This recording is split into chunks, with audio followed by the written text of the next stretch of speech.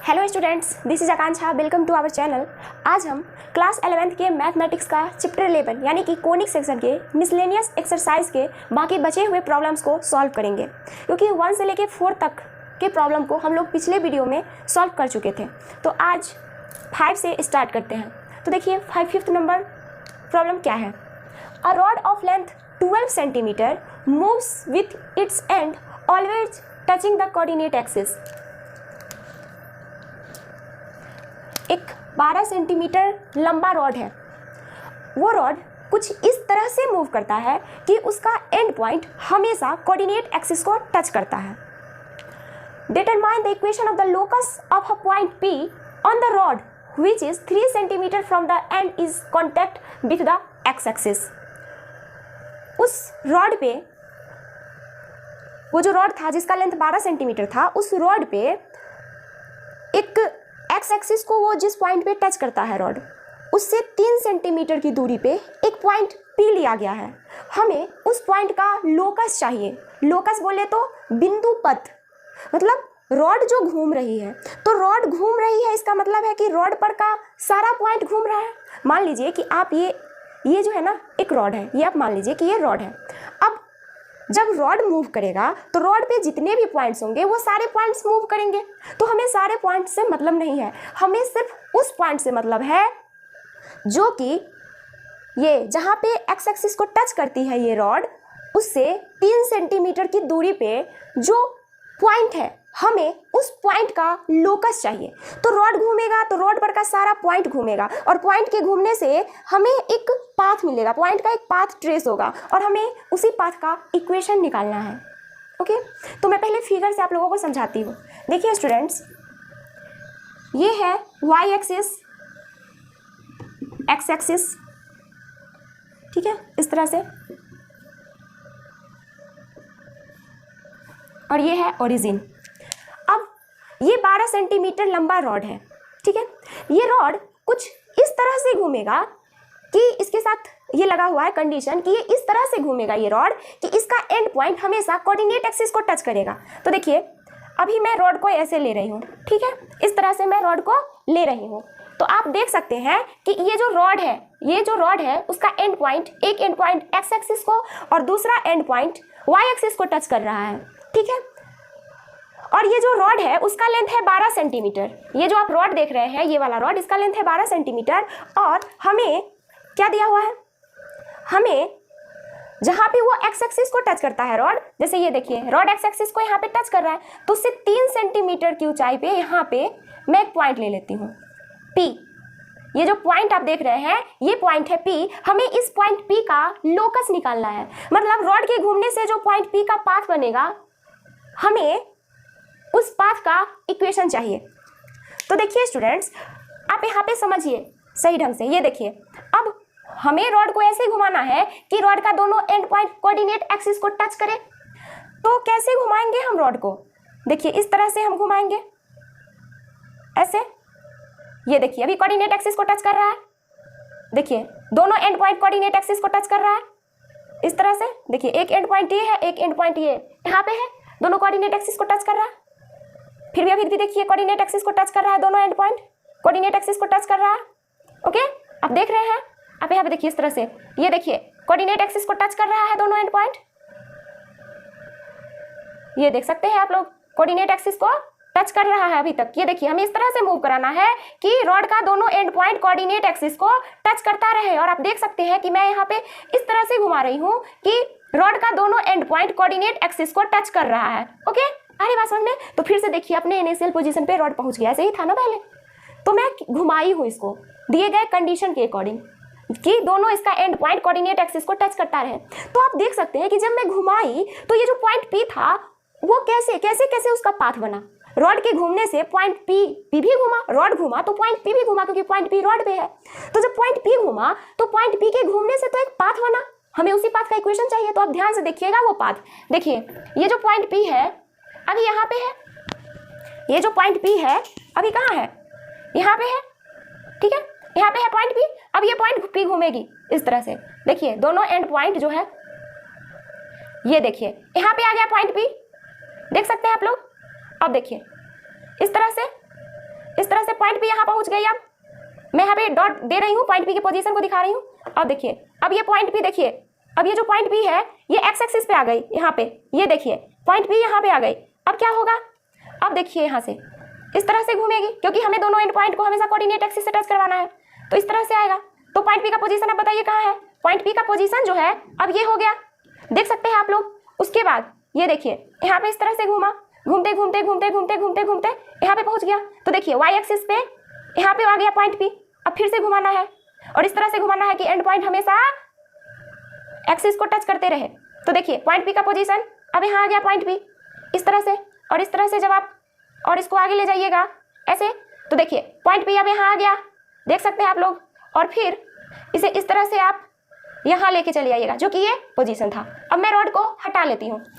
तो देखिए आप जितने भी यहाँ पे आपको ये पॉइंट्स मिले हैं, वो पॉइंट्स क्या है, वो पॉइंट्स पॉइंट पी के लोकेशंस हैं, ठीक है, या फिर पॉइंट पी के पोजीशंस हैं। रॉड के घूमने से पॉइंट पी घूमा, और पॉइंट पी जब घूमेगा तो उसका पोजीशन तो चेंज होगा। तो वही अलग अलग पोजीशन यहाँ पे दिख रहा है पॉइंट पी का। तो देखिए इस तरह से जब हम इसे मिलाएंगे तो हमें ये क्या मिलेगा, हमें देखिए क्या मिला, पॉइंट पी का लोकस हमें क्या मिला, एक इलिप्स, मतलब पॉइंट पी का लोकस एक इलिप्स है। तो हमें इलिप्स का इक्वेशन निकालना पड़ेगा, ठीक है, आ रही बात समझ में। अब इलिप्स का इक्वेशन जो आप निकालिएगा तो कैसे निकालिएगा, आपको इलिप्स के मेजर एक्सिस का लेंथ पता होना चाहिए, माइनर एक्सिस का लेंथ पता होना चाहिए। आपको तो पता नहीं है, तो आप कैसे निकालिएगा इलिप्स का इक्वेशन। तो देखिए स्टूडेंट्स, आप देखिए ध्यान से, फिर से रॉड कुछ इस तरह से था, है ना, रॉड कुछ इस तरह से था। तो फिर क्या हुआ, धीरे धीरे जब ये रॉड को जब हम घुमाएं, इस तरह से इसको मूव कराएं कि इसका दोनों एंड पॉइंट जो है वो हमेशा कोऑर्डिनेट एक्सिस को टच करता रहे, ठीक है। तो ये पोजीशन आया था रॉड का एक बार वाई एक्सिस पे, है ना। देखिए इसका एंड पॉइंट जो है वाई एक्सिस को टच कर रहा है और यहाँ पे एक्स एक्सिस को टच कर रहा है ना, आप देख रहे हैं। तो जब ये पोजीशन था रॉड का, तो अब मैं इस पोजीशन में क्यों लाई हूँ, क्योंकि इस पोजीशन में लाने से आपको इलिप्स के सेमी माइनर एक्सिस का लेंथ पता चलेगा। कैसे, क्योंकि देखिए आपको ये वाला लेंथ चाहिए, ये वाला लेंथ चाहिए, और आप तो जानते हैं, आपको तो गिवन है कि ये जो रॉड है, ये जो मार्कर है वो रॉड है। तो ये जो रॉड है इसका लेंथ कितना है, इसका पूरा जो लेंथ है वो है 12 सेंटीमीटर, और ये जो पॉइंट है वहां से नीचे ये वाला जो लेंथ है वो कितना है 3 सेंटीमीटर, क्योंकि एक्स एक्सिस को जहां पे वो टच करती है उससे 3 सेंटीमीटर ऊपर ही वो पॉइंट है P, जिसका हम लोकस निकाले हैं। तो ये लेंथ है 3, ओके, और ये लेंथ कितना हो जाएगा ऊपर 9, ये 3 और ये 9, 9 + 3 = 12 सेंटीमीटर।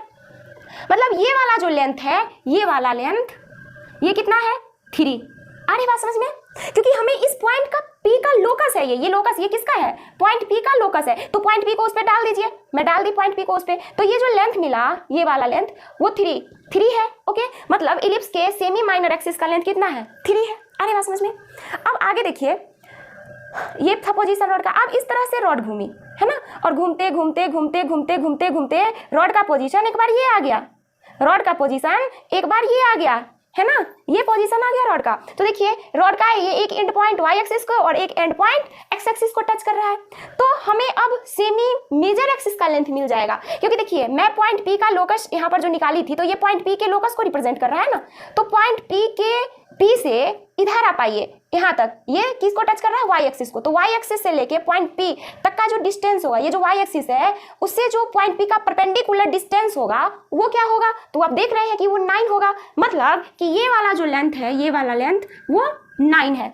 बस वेरी सिंपल। आप माइनर एक्सिस का भी लेंथ निकाल लिए, मेजर एक्सिस का भी लेंथ निकाल लिए। अब आपको क्या करना है, बहुत आसानी से आप इसका इक्वेशन निकालेंगे। इक्वेशन, इस इलिप्स का इक्वेशन क्या होगा, तो इस इलिप्स का इक्वेशन होगा x² अपन a²। तो a² बोले तो 9 का स्क्वायर प्लस y² अपन b² बोले तो 3 का स्क्वायर = 1। और इसे आप लिख सकते हैं x² अपन 81 प्लस y² अपन 9 = 1। तो यही है पॉइंट P के लोकस का इक्वेशन। मतलब पॉइंट P का लोकस एक इलिप्स है, ओके, जिसके सेमी मेजर एक्सिस का लेंथ 9 और सेमी माइनर एक्सिस का लेंथ 3 है। तो इस तरह से आप कर सकते हैं। तो ये तो मैं आपको प्रैक्टिकली करके बताई इस तरह से, लेकिन एग्जाम में आप इसे कैसे बनाएंगे उस टाइम तो आप नहीं घुमाने लगिएगा, ठीक है। ये तो मैं आपको ऐसे ही समझाई कि ऐसे भी आप इसे समझ के बना सकते हैं। रियल में तो यही है ना कहानी, रॉड कैसे घूमा है। तो रॉड के घूमने से जो पॉइंट P का लोकस आया है वो मैं आप लोगों को दिखाई कि किस तरह से लोकस आया है ये, ठीक है। ऐसे ही मैं आपको नहीं बताई हूँ, ये लोकस कैसे बना वो मैं आपको बताई हूँ, ठीक है। तो एक दूसरा और मेथड है, दूसरे मेथड से चलते हैं। आंसर तो बिल्कुल सेम ही आएगा, इलिप्स ही आएगा, उसका इक्वेशन यही आएगा, बस मेथड अलग है। तो एक तो ये है, इसे आप लोग नोट कर लीजिए। दूसरा देखिए, अब हमें रॉड को लेना है, 12 सेंटीमीटर लंबा रॉड लेना है जिसका एंड पॉइंट हमेशा कोऑर्डिनेट एक्सिस को टच करता रहे। उस रॉड को इस तरह से मूव करना है कि उसका एंड पॉइंट हमेशा कोऑर्डिनेट एक्सिस को टच करे। तो मैं यहाँ पे एक रॉड ले लेती हूँ कुछ इस तरह से, ठीक है। ये रॉड है जिसका एंड पॉइंट कोऑर्डिनेट एक्सिस को टच कर रहा है। अब ये जो रॉड है उसका लेंथ है, कितना है, length of rod is equal to 12 centimetre. और क्या दिया हुआ है, determine the equation of the locus of a point on the rod which is 3 centimetre from the end is contact with the X axis. मतलब X axis से ये rod जहाँ पे मिल रही है, जहाँ पे टच कर रही है एक्सिस को, ये रॉड का एंड पॉइंट, वहां से 3 सेंटीमीटर की दूरी पे एक पॉइंट है P, हमें उसका लोकस चाहिए। तो देखिए स्टूडेंट्स, हमें जिस पॉइंट का लोकस चाहिए होता है, हम उस पॉइंट का कोऑर्डिनेट कुछ इस तरह से ले लेते हैं, x, y, जो कि क्या है, एक वेरिएबल पॉइंट है। P क्या है, एक वेरिएबल पॉइंट है, इसीलिए हम उसका कोऑर्डिनेट x, y ले लेते हैं। वेरिएबल पॉइंट बोले तो ऐसा पॉइंट जिसका पोजीशन चेंज होता है। और जब पॉइंट का पोजीशन चेंज होगा, क्यों पोजीशन चेंज होगा, क्योंकि रॉड घूमेगी, जब रॉड घूमेगी तो पॉइंट भी घूमेगा, और पॉइंट घूमेगा तो उसका पोजीशन चेंज होगा, यानी कि उसके कोऑर्डिनेट्स चेंज होंगे, और इसीलिए पॉइंट P क्या है, वेरिएबल पॉइंट है। ओके, तो ये पॉइंट यहाँ पे है। अब ये जो पॉइंट है इसका लोकस क्या होगा, अगर ये पॉइंट कुछ इस तरह से घूम के यहाँ पे आएगा तो हम कहेंगे कि इस पॉइंट का लोकस एक पैराबोला है। अगर इस तरह से घूम के यहाँ पे ऐसे आएगा तो हम कहेंगे कि इस पॉइंट का लोकस एक सर्कल है। अगर पॉइंट इस तरह, अगर कुछ इस तरह से घूमे और फिर ऐसे घूमे तो हम कहेंगे कि हाइपरबोला है ना। लेकिन हम क्या देखे थे कि पॉइंट का जो लोकस था वो क्या था, एक एलिप्स था। तो जब हम इस पॉइंट का लोकस निकालेंगे तो हमें x और y के बीच एक रिलेशन मिलेगा। हमें जब हम इस पॉइंट का कोऑर्डिनेट x, y लिए हैं तो हम इस x और y के बीच एक रिलेशन लाएंगे, एक इक्वेशन लाएंगे, और इक्वेशन से हम पता करेंगे कि इस पॉइंट का लोकस क्या है। तो आप लोग देखिएगा कि जब हम इस x और y के बीच रिलेशन लाएंगे, मतलब इक्वेशन लाएंगे, तो इक्वेशन x² + y² + b² = 1 के फॉर्म का होगा। तो हम कहेंगे कि इस पॉइंट का लोकस एक इलिप्स है। ओके, तो देखिए स्टूडेंट, मैं जो यहाँ पर पॉइंट P का कोऑर्डिनेट x, y ली हूँ, इसका क्या मतलब है, इसका मतलब है कि पॉइंट P का y एक्सिस से परपेंडिकुलर डिस्टेंस x है। मतलब ये वाला जो डिस्टेंस है वो कितना है, x है। मैं इसे pm मान लेती हूँ। pm कितना है, x। और y का क्या मतलब है, मतलब कि इस पॉइंट का P का x एक्सिस से परपेंडिकुलर डिस्टेंस जो है वो क्या है, y है। ओके, अरे बात समझ में। तो आप यहाँ पे देख सकते हैं कि आपको यहाँ पे दो ट्रायंगल दिख रहा होगा। जैसे मैं इस ट्रायंगल, ये A है, ये B है, दो ट्रायंगल दिख रहा होगा। ये देखिए MAP, ये वाला ट्रायंगल, एक ये वाला ट्रायंगल NPB, दो ट्रायंगल दिख रहा है। ओके, अब देखिए स्टूडेंट्स, अब ये लाइन MP, ये जो लाइन होगा और ये लाइन दोनों पैरेलल है। ओके, ये लाइन सेगमेंट और ये लाइन दोनों पैरेलल है। तो देखिए स्टूडेंट्स, तो ये एंगल जो है, क्योंकि इस तरह से ये इंटरसेक्ट हो रही है, तो ये जो एंगल है इस एंगल के इक्वल होगा, कॉरेस्पॉन्डिंग एंगल है। तो इस एंगल को मैं मान लेती हूँ थीटा। तो ये भी एंगल क्या हो जाएगा, ये वाला जो एंगल है ये भी हो जाएगा थीटा। ओके, आ रही बात समझ में। तो देखिए इस ट्रायंगल में आपको ये परपेंडिकुलर का लेंथ पता है, और ये जो है हाइपोटेनस वो बताइए क्या है। तो आप कहेंगे कि ये टोटल लेंथ जो है वो कितना था, 12, और ये वाला जो लेंथ होगा PB क्या होगा, क्योंकि PB हमें गिवन है 3 centimetre, PB is equal to 3 centimetre. हमें गिवन है कि ये वाला जो लेंथ है वो 3 सेंटीमीटर है। तो टोटल 12 है और ये वाला लेंथ 3 सेंटीमीटर है, तो ये जरूर 9 होगा। AP is equal to 9 centimetre. Okay, आ रही बात समझ में। तो आपको देखिए छोटे वाले ट्रायंगल में आपको परपेंडिकुलर पता है, हाइपोटेनस पता है, बेस पता नहीं है। तो कौन सा ट्रायगोनोमेट्रिक फंक्शन है जो कि किसी भी ट्रायंगल के, कौन सा ट्रायगोनोमेट्रिक रेशियो है ये भी बोल सकते हैं, जो कि राइट एंगल ट्रायंगल के परपेंडिकुलर और हाइपोटेनस के बीच रिलेशन बताता है। तो आप कहेंगे कि परपेंडिकुलर और हाइपोटेनस के बीच रिलेशन तो साइन थीटा बतलाता है, क्योंकि sine theta is equal to क्या होता है, परपेंडिकुलर अपन हाइपोटेनस। तो हम इस ट्रायंगल में साइन थीटा लगाएंगे। Sine theta is equal to perpendicular PN upon PB, ये होगा। ओके, और हम ये रेशियो इसलिए ले रहे हैं क्योंकि हमें इसका वैल्यू पता है, Pn का और Pb का वैल्यू पता है। अब बात करें इस ट्रायंगल, बड़े वाले ट्रायंगल की, तो देखिए स्टूडेंट, मैं यहाँ पे लिख देती हूँ in triangle PNB, in triangle PNB, okay. ये Pn का वैल्यू कितना है, Pn is equal to y और Pb 3, ओके। आगे बात समझ में। इन ट्रायंगल AMP क्या होगा, तो बताइए ऐसा कौन सा ट्रिगोनोमेट्रिक रेशियो है जो कि किसी भी राइट एंगल ट्रायंगल के बेस और हाइपोटेनस के बीच रिलेशन बताता है। तो आप कहेंगे cos थीटा, क्योंकि cos ये जो है वो बेस और हाइपोटेनस के बीच रिलेशन बताता है। इसके अलावा सेक भी होगा, पर हम cos ही ले रहे हैं यहाँ पे, ठीक है। यहाँ पे cosec भी हो सकता है जो कि परपेंडिकुलर और हाइपोटेनस के बीच रिलेशन बताता है, पर मैं यही ली हूँ, ठीक है। तो यहाँ पे मैं cos ले लेती हूँ। cos theta is equal to base upon hypotenuse MP upon AP। तो बताइए MP कितना है, MP है x और AP है 9, ओके। तो आपको cos थीटा और sin थीटा का वैल्यू पता चल गया। तो आप क्या जानते हैं, आप जानते हैं कि sin square theta plus cos square theta is equal to 1 होता है, आप जानते हैं। तो sin square theta y square upon 9 हो जाएगा और cos square theta x square upon 81 हो जाएगा इज इक्वल टू 1। तो देखिए इस तरह से भी लिख सकते हैं, X square upon 81 plus Y square upon 9 is equal to 1, या फिर 81 को आप 9 का स्क्वायर और 9 को 3 का स्क्वायर, इस तरह से लिख सकते हैं। और आप ध्यान से देखिए ये जो इक्वेशन आया है किस फॉर्म में आया है, X square upon A square plus Y square upon B square is equal to 1। मतलब कि ये जो इक्वेशन है ये इलिप्स का इक्वेशन है, और इसका मतलब है कि पॉइंट P का लोकस एक इलिप्स है जिसका इक्वेशन ये है। तो x और y के बीच हमें ये रिलेशन आया, ठीक है। तो ये रिलेशन, ये जो इक्वेशन आया है, इसी से हम समझते हैं कि लोकस वास्तव में किस कोनिक को रिप्रेजेंट करता है, ओके।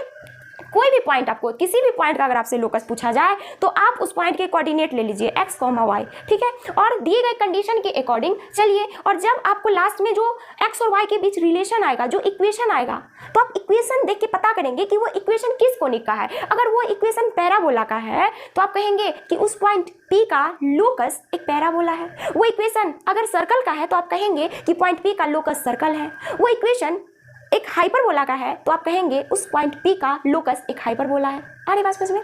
तो इसे आप नोट कर लीजिए। अब हम लोग चलते हैं नेक्स्ट प्रॉब्लम की ओर। नेक्स्ट क्वेश्चन नंबर 6 देखिए क्या है मिसलेनियस एक्सरसाइज का। Find the area of the triangle form by the lines joining the vertex of the parabola x square is equal to 12y to the ends of its latus rectum. एक triangle है, हमें उस triangle का area निकालना है। उस triangle का एक वर्टेक्स पैराबोला के वर्टेक्स पे है और दो और जो वर्टेक्स है वो कहाँ पे है, जहाँ पे पैराबोला का लेटेस्ट रेक्टम, पैराबोला का लेटेस्ट रेक्टम पैराबोला को जिस पॉइंट पे इंटरसेक्ट करती है, जिस पॉइंट पे टच करती है, तो उसी पॉइंट पे दो होगा ना, दो पॉइंट, तो वो दोनों पॉइंट और एक वर्टेक्स वाला पॉइंट, तो इससे मिलके एक ट्रायंगल बना है। हमें उस ट्रायंगल का एरिया चाहिए, तो मैं पहले फिगर बना देती हूँ। देखिए ये जो ये पैराबोला है वो कैसा है, X square is equal to 12y, मतलब अपवार्डेड पैराबोला है। तो पहले चलिए अपवार्डेड पैराबोला का फिगर बना ले इस तरह से, ठीक है, एक्स एक्सिस ओरिजिन और ये वाई एक्सिस। आगे बात समझ में। तो हम जानते हैं कि इस पैराबोला का जो फोकस होता है उसी फोकस से होकर जाने वाला लाइन और पैराबोला के एक्सिस पे परपेंडिकुलर लाइन जिसका एंड पॉइंट पैराबोला पे होता है उसे हम क्या बोलते हैं, पैराबोला का लेटेस्ट रेक्टम। तो आप ये जो देख रहे हैं ए बी, ये वास्तव में क्या है, ये पैराबोला का, इस पैराबोला का लेटेस्ट रेक्टम है, ओके। अब ये जो पॉइंट है ना ये फोकस होता है। तो देखिए इस तरह के पैराबोला का आप इक्वेशन पढ़े थे, क्या पढ़े थे, X square is equal to 4ay, जहां पे ए क्या होता है, ए वर्टेक्स से फोकस के बीच का डिस्टेंस। तो इसका कंपेयर अगर हम इससे करें, X square is equal to 12y, X square is equal to 12y, ये हमें गिवन है इक्वेशन इस पैराबोला का। तो 4ay is equal to 12y, 4ay is equal to 12y, y से y कैंसल और 4a इज इक्वल टू 12, ये आएगा और यहाँ से a is equal to 3, okay. मतलब ये वाला जो लेंथ है ना, ये वाला लेंथ, ये कितना है, 3 है, ये वाला लेंथ 3 है। और जब ये वाला लेंथ 3 है इसका मतलब है इस पॉइंट का कोऑर्डिनेट 0,3 होगा। अरे बात समझ में। अगर हम लेटेस्ट रेक्टम की बात करें, मतलब ए बी का लेंथ क्या होगा, तो वो क्या होगा, आप पढ़े थे, क्या पढ़े थे, लेटेस्ट रेक्टम का लेंथ आप पढ़े थे, लेंथ ऑफ लेटेस्ट रेक्टम किसके लिए, पैराबोला के लिए 4a, इलिप्स और हाइपरबोला के लिए आप लेटस रेक्टम का लेंथ 2b स्क्वायर अपन पढ़े थे, जबकि इसका लेटस रेक्टम जो होता है, पैराबोला का लेटस रेक्टम का लेंथ वो क्या होता है 4a। Length of latus rectum is equal to 4a, तो 4 इंटू a की जगह पे 3 इज इक्वल टू 12 यूनिट होगा क्या, पैराबोला के लेटस रेक्टम का लेंथ। मतलब ये वाला जो लेंथ है ए बी, ये वाला जो आप देख रहे हैं ए बी, वो है कितना 12। आपको ओ एफ कितना है, O F is equal to 3, A B is equal to 12। ये तो पैराबोला का था। Find area of the triangle form by the lines joining the vertex of the parabola to the ends of its latus rectum. तो हमें triangle बनाना होगा जिसका एक vertex यहाँ पे है, दूसरा वर्टेक्स यहाँ पे है और तीसरा वर्टेक्स यहाँ पे है, तो हमें ट्रायंगल बनाना है। तो देखिए स्टूडेंट्स, इस तरह से हम ट्रायंगल बना लेंगे, ठीक है, और ये ऐसे, ठीक है। अब ये ब्लू वाला लाइन आपको दिख रहा है ना, ये ट्रायंगल है, ये क्या है, ट्रायंगल है। हमें इसी ट्रायंगल का एरिया निकालना है, तो बहुत आसानी से आप निकाल सकते हैं। आपको देखिए ट्रायंगल ए बी ओ का बेस पता है, हाइट पता है, तो आप जानते हैं कि एरिया ऑफ ट्रायंगल क्या होता है, 1/2 इंटू बेस इंटू हाइट। लिखेंगे area of triangle A B O is equal to 1/2 into base A B upon height O F, A B into O F. तो बताइए ए बी कितना आया था, A B 12 और ओ एफ कितना है 3, तो ये कितना हो जाएगा 18 स्क्वायर यूनिट, 18 स्क्वायर यूनिट्स, ठीक है। ये है एरिया, 18 स्क्वायर यूनिट इस ट्रायंगल का एरिया है। ओके, हमसे यही पूछा जा रहा था, तो इसे आप लोग नोट कर लीजिए। नेक्स्ट क्वेश्चन नंबर 7 बड़ा ही इंटरेस्टिंग है, देखिए क्या है। A man running race course notes that the sum of the distances from the 2 flag posts from him is always 10 metre and the distances between the flag post is 8 metre. एक आदमी जो कि दौड़ रहा है, ठीक है, दौड़ में भाग लिया है, वो दौड़ रहा है। सीधे आप ये समझिए कि एक आदमी है, वो दौड़ रहा है, वो देखता है कि जिस जगह पे वो दौड़ रहा है तो उसका पोजीशन चेंज हो रहा है, तो वो अपने हर एक पोजीशन से देखता है कि 2 झंडा जो लगे हुए हैं उसके पोजीशन से दोनों झंडों के बीच के डिस्टेंस का सम 10 मीटर है। मतलब मान लीजिए कि एक झंडा यहाँ पे और एक झंडा यहाँ पे लगा हुआ है कुछ इस तरह से, ठीक है, 2 झंडा इस तरह से लगा हुआ है, दोनों झंडों के बीच का दूरी हमें गिवन है 8 मीटर, ठीक है, लिखा हुआ है ना, the distances between the flag post is 8 metre. इस दोनों झंडों के बीच का जो डिस्टेंस है वो 8 मीटर है। मैं मान लेती हूँ कि ये पहला झंडा का यहाँ पे F1 पे है पॉइंट, ये वाला F2 पे है, पोस्ट किया गया झंडा को। अब एक आदमी जो कि दौड़ रहा है, यहाँ पे मान लीजिए है वो आदमी, ठीक है, दौड़ रहा है, दौड़ते दौड़ते वो इसका एक ये पोजीशन है, ठीक है, तो वो देखता है, वो ये नोट करता है कि उसके पोजीशन का F1 से डिस्टेंस और F2 से डिस्टेंस का जो सम है वो 10 मीटर है। मतलब P1 F1 plus P1 F2 is equal to 10 metre, ठीक है, ये है। फिर वो आगे दौड़ता है, वह जिस भी पोजीशन पे पहुंचता है वहां से उस दोनों फ्लैग पोस्ट के डिस्टेंस, उस जहां पे वो पहुंचता है उस पॉइंट से दोनों फ्लैग पोस्ट के डिस्टेंसेस का सम 10 ही रहता है। मतलब यहाँ पे अगर वो पहुंचा मान लीजिए P2 पे, तो P2 F1 plus P2 F2 is equal to 10 metre. फिर वो आगे दौड़ता है, इस तरह से वो दौड़ रहा है कि दौड़ते दौड़ते वो यहाँ पहुंचता है इस पॉइंट पे, तो देखता है, मान लीजिए कि वो यहाँ पहुंचा है, पहले तो मैं यहाँ पे इस पॉइंट पे पहुंचता है, तो वो देखता है कि ये F2 से जो उसका डिस्टेंस है और F1 से जो डिस्टेंस है उसका सम 10 मीटर है। वो इस बात को नोट करता है कि P3 F1 plus P3 F2 is equal to 10 metre. समझ रहे हैं बात को? वो दौड़ रहा है, दौड़ते दौड़ते उसका पोजीशन अलग अलग चेंज हो रहा है, और हर एक पोजीशन के लिए, इस पोजीशन के लिए, इस पोजीशन के लिए, किसी भी पोजीशन के लिए जब वो देखता है कि उसके पोजीशन से दोनों फ्लैग का जो पोस्ट वाला ये जो पॉइंट है वहाँ से ये डिस्टेंस और ये डिस्टेंस का सम, मतलब ये और ये दोनों डिस्टेंस का सम हमेशा 10 मीटर ही रहता है। आप समझ रहे होंगे ये किस तरह के कोनिक सेक्शन को रिप्रेजेंट करता है, मतलब वो आदमी जिस पाथ पे दौड़ता है, मतलब उसका जो पोजीशन चेंज होता है, तो वो जो लोकस बनता है, अगर उसके पोजीशन को एक पॉइंट से डिनोट करे तो उसका जो लोकस है वो लोकस किस कोनिक सेक्शन को रिप्रेजेंट करेगा, क्योंकि उस पॉइंट का, यानी कि वो आदमी के पोजीशन, उस पॉइंट का दो फिक्स्ड पॉइंट क्या है, फ्लैग का पोस्ट, ये F1 और F2 दो फिक्स्ड पॉइंट है, ये फ्लैग फिक्स है, दो फिक्स्ड पॉइंट जिस दोनों के बीच का डिस्टेंस 8 मीटर है, ठीक है। तो उस पॉइंट का दो फिक्स्ड पॉइंट से डिस्टेंसेस का सम हमेशा कांस्टेंट आ रहा है। तो आप जरा याद कीजिए कि ऐसा कौन सा कोनिक सेक्शन था ऐसा जिसपे स्थित किसी भी पॉइंट का उसी प्लेन में स्थित दो फिक्स्ड पॉइंट से डिस्टेंस का सम हमेशा कांस्टेंट होता था। तो आपको याद आ रहा होगा वो एक इलिप्स था, क्योंकि आप इलिप्स का जब डेफिनेशन पढ़े थे तो आप वहां पे देखे थे कि इलिप्स क्या था, it is a locus of a point, एक पॉइंट का लोकस था, ठीक है। It is the locus of a point, the sum of whose distances from two fixed point is a constant. Okay? या पढ़े थे, मतलब ये जो पाथ होगा वो क्या होगा, एक इलिप्स होगा। तो हम यहाँ पे लिखेंगे क्या लिखेंगे,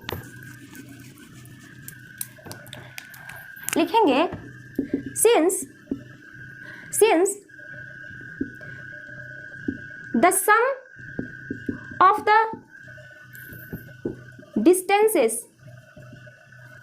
sum of the distances of a point P,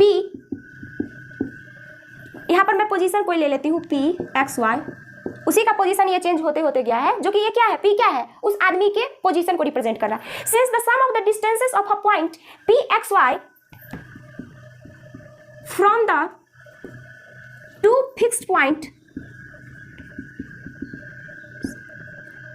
F1 and F2 in the plane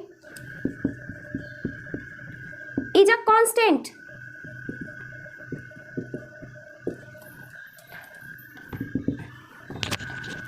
और इसीलिए क्या होगा, it is an ellipse. Okay, आगे बात समझ में, यहां तक आप समझ गए कि अब देखिए मैं यहां पे क्या लिखी हूं, Since the sum of the distances of a point, ये जो पॉइंट है, चूंकि ये जो पॉइंट है P जिसका कोऑर्डिनेट x, y है, from the two fixed points F1 and F2 in the plane is a constant, और वो constant कितना है, 10 मीटर है, और इसीलिए it is an ellipse, या फिर लिखेंगे so it forms an ellipse, ठीक है। तो ये इलिप्स होगा। अब हमें इस इलिप्स का क्या करना होगा, इक्वेशन निकालना होगा। ये तो हम समझ गए कि ये इलिप्स होगा, अब इलिप्स का इक्वेशन निकालना होगा। तो देखिए स्टूडेंट, इलिप्स का इक्वेशन कैसे निकालेंगे। अब इलिप्स का इक्वेशन निकालने के लिए हमें इलिप्स के मेजर एक्सिस का लेंथ और माइनर एक्सिस का लेंथ पता होना चाहिए, है ना। तो आप ये फिगर नोट कर लीजिए, मैं एक नीट एंड क्लीन फिगर बनाती हूँ। तो वहाँ पे मैं क्या करूँगी कि ये जो दो फिक्स्ड पॉइंट का डिस्टेंस है 8 मीटर वो लूँगी, और एक फिक्स्ड पॉइंट लूँगी, एक वेरिएबल पॉइंट लूँगी, और उस वेरिएबल पॉइंट से F1 और F2 के बीच के डिस्टेंस का सम 10 लूँगी, और इलिप्स मैं बनाऊँगी और उस इलिप्स का इक्वेशन निकालूंगी, ठीक है। तो मैं इसे हटा रही हूँ अभी। दो फिक्स्ड पॉइंट के बीच का डिस्टेंस 8 है, दो फिक्स्ड पॉइंट है। थोड़ा बड़ा फिगर बनाती हूँ ताकि आप लोगों को अच्छे से क्लियर सब कुछ दिखे, ठीक है। दो फिक्स्ड पॉइंट है, एक है पहला F1 और दूसरा फिक्स्ड पॉइंट है F2, और ये जो लेंथ है ये कितना है, 8 मीटर है। ओके, तो आप क्या पढ़े थे कि दो फोकी के बीच का डिस्टेंस आप कितना लेते थे, 2c, याद होगा आपको, 2c। मतलब ये जो 2c है वो कितना हमें गिवन है, 8। मैं यहाँ पे लिख देती हूँ। तो देखिए हम इस तरह से ले लेंगे, फोकी को x एक्सिस पे ले लेंगे और इसे y एक्सिस पे, और ये ओरिजिन। अब ये पूरा जो लेंथ है F1 F2 is equal to 8 है। ओके, मतलब ये वाला लेंथ कितना होता है, c, और ये वाला भी लेंथ c, मतलब ये भी लेंथ 4 होगा और ये भी लेंथ 4 होगा। मतलब इस पॉइंट के कोऑर्डिनेट की अगर बात करूँ तो ये क्या होगा, 4,0, और इस पॉइंट का कोऑर्डिनेट -4,0। अरे बात समझ में। अब हमें क्या गिवन है कि उस पर आप कोई भी पॉइंट ले लीजिएगा, इस इलिप्स पे, जैसे मैं पॉइंट लेती हूँ यहाँ पे, देखिए ये पॉइंट मैं ले लेती हूँ, ठीक है, पी एक्स वाई। ओके, अब देखिए students, P F two plus P F one क्या होगा, 10, वो हमें गिवन है कि वो आदमी जो चल रहा है, दौड़ रहा है, तो उसके पोजीशन से दो फिक्स पॉइंट F1 और F2 के डिस्टेंस का सम कितना रहता है, हमेशा कांस्टेंट, जो कि कितना है 10। तो चलिए हम करते हैं, लिखेंगे PF1 plus PF2 is equal to 10, ये हमें गिवन है। तो बताइए PF1 कितना होगा, तो F1 F2 प्लस F2P। तो मैं F2P को क्या करती हूँ, D मान लेती हूँ, यहाँ से यहाँ तक का जो लेंथ है इसे मैं D मान लेती हूँ, ठीक है, मैं मान लिया ऐसा कि ये D है। तो बताइए PF1 क्या होगा, PF1, तो आप PF1 को लिख सकते हैं F1 F2 प्लस F2P, और PF2 को क्या लिखेंगे, सीधे D लिख देंगे, या फिर PF2 अभी रहने देती हूँ, इज इक्वल टू 10।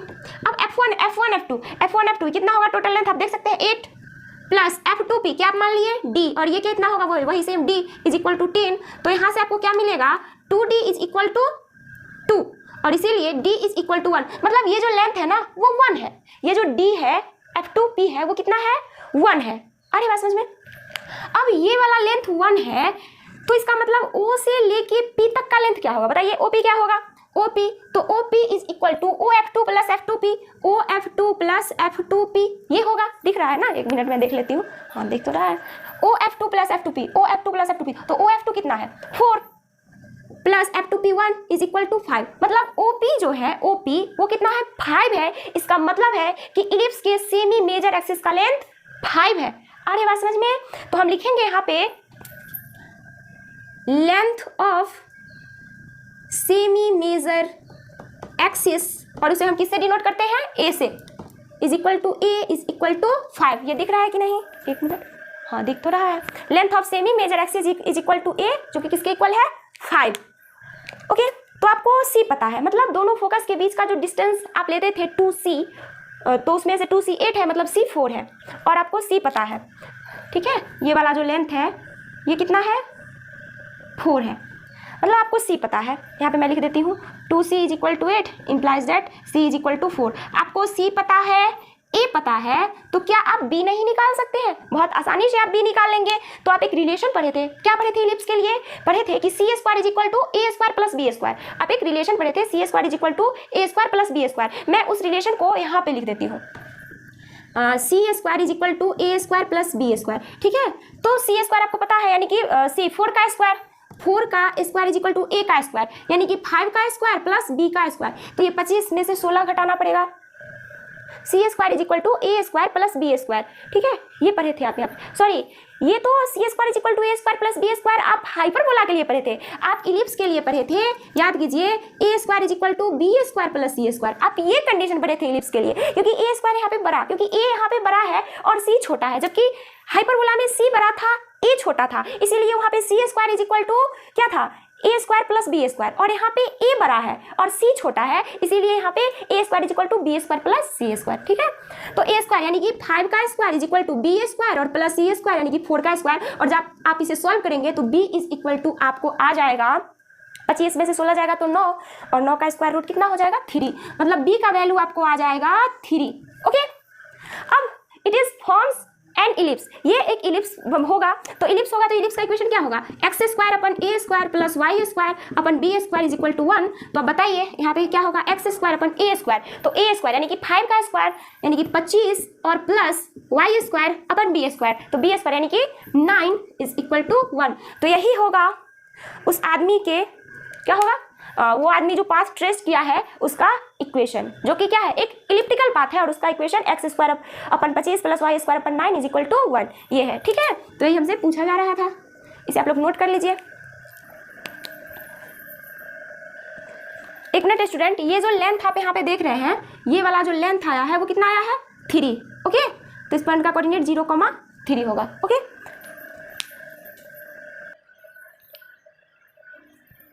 इस मिसलेनियस एक्सरसाइज का सबसे लास्ट प्रॉब्लम क्या है, जरा देखिए। एन इक्विलेटरल ट्रायंगल यानी कि समबाहु त्रिभुज जिसके प्रत्येक साइड का लेंथ इक्वल हो is inscribed in the parabola y square is equal to 4ax।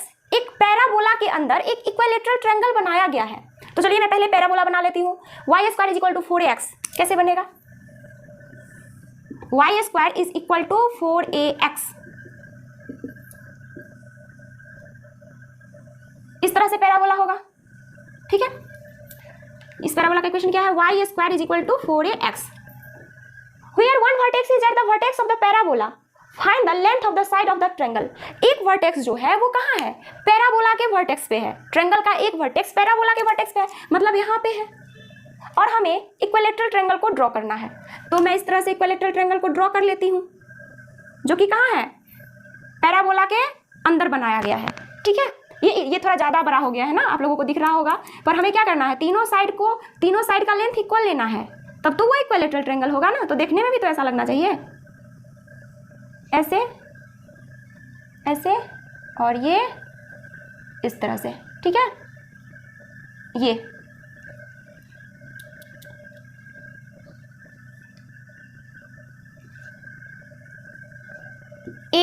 ABC ये एक इक्विलैटरल ट्रायंगल है। हमें इस इक्विलैटरल ट्रायंगल का क्या चाहिए? साइड का लेंथ चाहिए। Find the length of the side of the equilateral triangle, यानी कि हमें AB या फिर BC या फिर AC कोई भी एक हम बता देंगे। तो कैसे निकालेंगे? हमें तो कुछ पता ही नहीं है, सिर्फ हमें पता है कि इस पैराबोला का equation y square is equal to 4ax है। हम कैसे साइड निकालेंगे? तो देखिए स्टूडेंट, मैं क्या करती हूँ, मान लेती हूँ कि ये जो है ना, ये वाला जो आप देख रहे हैं, मैं इसे P मान लेती हूँ। ठीक है, ये AP जो है मैं मान लेती हूँ कि AP K है। मैं मान लेती हूँ कि AP इज इक्वल टू कितना है? K है। तो देखिए स्टूडेंट्स, जब ये लेंथ K है तो इस पॉइंट B का x कोऑर्डिनेट भी K होगा। अब x कोऑर्डिनेट K है तो y कोऑर्डिनेट क्या है?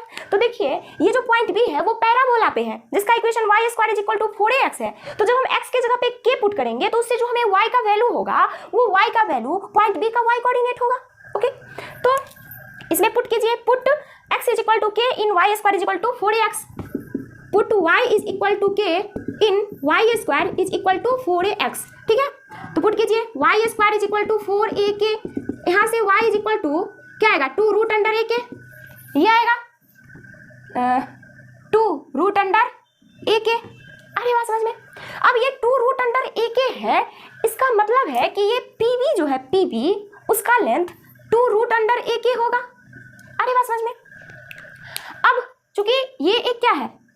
समबाहु त्रिभुज है, इक्विलैटरल ट्रायंगल है, तो देखिए ये आधा जो लेंथ है PB, क्योंकि पैराबोला का जो एक्सिस होता है उससे ऊपर ये वाला जितना लेंथ होता है उतना ही लेंथ नीचे भी होगा, क्योंकि पैराबोला क्या होता है? सिमेट्रिक होता है, अपने एक्सिस के सापेक्ष सिमेट्रिक होता है। तो पैराबोला पे अगर पॉइंट K, 2 रूट 3 AK है तो root under AK 2 root under AK है, तो पैराबोला पे जरूर वो भी पॉइंट होगा जिसका coordinate K, -2 root under AK होगा। मतलब ये लेंथ 2 रूट अंडर AK है तो ये लेंथ भी 2 रूट अंडर AK होगा। ये लेंथ जो है ये भी कितना होगा? 2 रूट अंडर AK, और इस पॉइंट का कोऑर्डिनेट क्या हो जाएगा? K, 2 root under AK। अरे बात समझ में? आपको कोऑर्डिनेट पता चल गया, अब आपको क्या चाहिए? लेंथ चाहिए। तो देखिए स्टूडेंट, BC कितना होगा? तो BC की अगर मैं बात करूं तो BC is equal to 2 root under AK, यानी कि 4 रूट अंडर AK हो जाएगा, और BC के इक्वल ही तो AB होगा, और उसी AB के इक्वल ही तो AC होगा। ठीक है, मतलब लेंथ जो होगा ये इक्विलैटरल ट्रायंगल के साइड का जो लेंथ होगा वो क्या होगा? 4 रूट अंडर AK। पर K को तो आप अपने मन से माने थे, तो उसे हटाना पड़ेगा, है ना? तो कैसे हटाएंगे? तो देखिए स्टूडेंट्स, ये जो है ना 90 डिग्री का होता है। ठीक है, 90 डिग्री है क्योंकि एक्सिस पे ये परपेंडिकुलर लाइन है। ओके, तो ये 90 डिग्री का एंगल है। तो पाइथागोरस थ्योरम से ये हाइपोटेनस का square is equal to base का स्क्वायर और प्लस हाइट का स्क्वायर, परपेंडिकुलर का स्क्वायर। तो हम क्या करेंगे? In right angle triangle ABP, in right angle triangle APB, AB square is equal to AP square plus PB square, AB square is equal to AP square plus BP square. ठीक है, अब AP क्या है? AP K है, तो ये क्या होगा? K स्क्वायर, और BP क्या है? BP 2 रूट अंडर AK है, तो 4 AK हो जाएगा जब स्क्वायर करेंगे तो। ठीक है, और AB स्क्वायर, तो AB आपको कितना आया है? 4 रूट अंडर AK, तो AB स्क्वायर कितना हो जाएगा? 4 रूट अंडर AK का होल स्क्वायर। आ रही बात समझ में?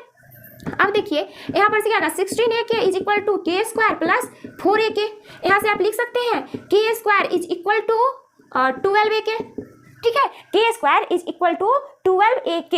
ओके, अब यहाँ से क्या होगा, के square is equal to 12ak है, तो यहाँ से एक के से एक के कैंसिल हो जाएगा और k is equal to 12a ये आएगा। मतलब ये वाला जो लेंथ है k, ये कितना है 12a है, k is equal to 12a आया। पर आपको निकालना क्या है, BC is equal to AB is equal to AC। ठीक है, वो कितना है 4 रूट अंडर AK। तो k का वैल्यू आपको 12a आया, तो k की जगह पे आप पुट कीजिए 12a, तब जाके आपको लेंथ निकलेगा। तो मैं लिख देती हूँ पुट, यहाँ पे मैं लिखूंगी चूंकि AB यहाँ पे मैं लिख दे रही हूँ, यहाँ पे साइड में AB is equal to root under 4 AB is equal to 4 root under AK। तो यहाँ से 4 रूट अंडर A और K के जगह पे 12a पुट कीजिए। क्यों? क्योंकि आपको K का वैल्यू 12a आया है, वही आप यहाँ पे पुट किए हैं K के जगह पे। यहाँ पे लिख देती हूँ, ठीक है। अब यहाँ से क्या आएगा 4 और ये 12 का स्क्वायर रूट क्या लिखेंगे 2 इंटू 2 इंटू 3, तो यहाँ से हमें 2 आ जाएगा बाहर और a भी आ जाएगा बाहर और 3 आ जाएगा अंदर, तो ये 8 रूट 3a। ठीक है, ये आ जाएगा AB का लेंथ। तो AB क्या है, AB is equal to AC is equal to BC। ठीक है, तो AB is equal to AC is equal to BC is equal to 8 root 3a। अरे बात समझ में, मतलब कि इक्विलैटरल ट्रायंगल के साइड का लेंथ 8 रूट 3a होगा। तो यहाँ पे आपका ये प्रॉब्लम का सलूशन मिल गया, ये एक्सरसाइज खत्म होता है। अब हम लोग अगले वीडियो में अगले चैप्टर की शुरुआत करेंगे। तो आज के लिए इतना ही, देखने के लिए थैंक यू।